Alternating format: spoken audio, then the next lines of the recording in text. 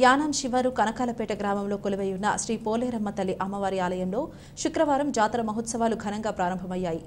శ్రీ పోలేరమ్మ ఆలయ కమిటీ ఆధ్వర్యంలో 12 నుండి 14వ తేదీ వరకు అమ్మవారి ఉత్సవాలను ఘనంగా నిర్వహించనున్నారు. ఉత్సవాలలో భాగంగా మొదటి రోజు అమ్మవారికి నేత్రాలు అలంకరించి కుంభం సమర్పించారు.